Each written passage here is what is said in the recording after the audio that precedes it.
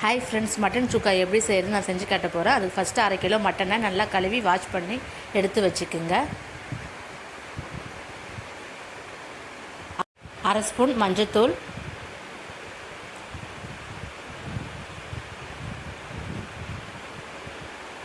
1/2 spoon salt,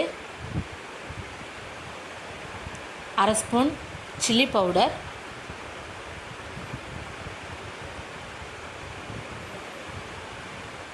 1/4 spoon coriander powder,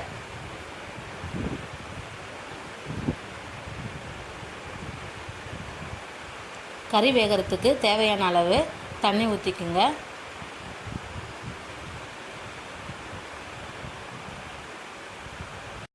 மூணு whistle போட்டு எடுத்துக்குங்க. கறி நல்லா வெந்துடும்.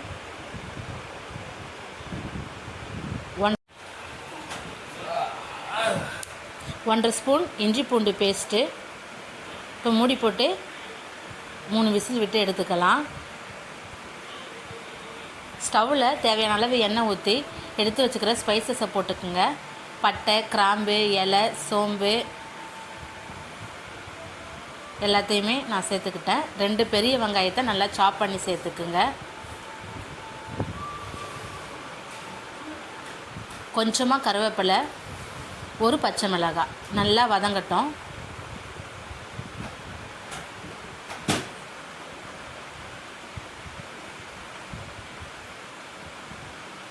கால் ஸ்பூன் உப்பு.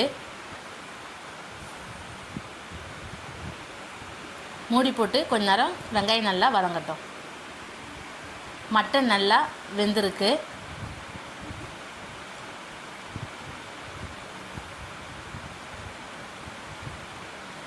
அரை ஸ்பூன் இஞ்சி பூண்டு பேஸ்ட் சேர்த்துக்குங்க. ஆல்ரெடி இஞ்சி பூண்டு பேஸ்ட்டு சேர்த்து தான் இருக்கும் கறி வேக வைக்கும் போது.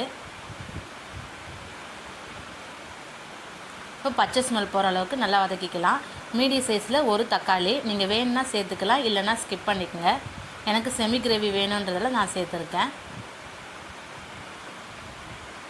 வேக வச்ச மட்டனை அதில் சேர்த்துக்கலாம்.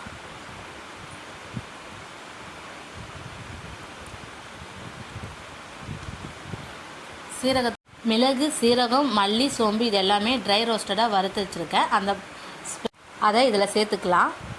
இப்போ நல்லா வதக்கிக்குங்க. மட்டன் வேக வச்ச தண்ணியை கறியில் சேர்த்துக்குங்க. ஒரு 5 நிமிஷம் மூடி போட்டு வேக வச்சுக்குங்க. 5 நிமிஷம் ஆகிடுச்சு. மட்டன் சுக்கா சூப்பராக ரெடி ஆகிடுச்சு.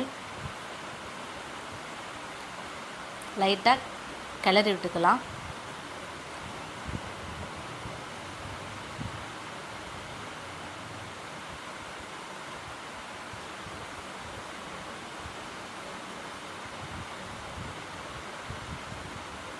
சாப் பண்ணி வச்சுருக்க கொத்தமல்லியை அதில் போட்டுக்குங்க.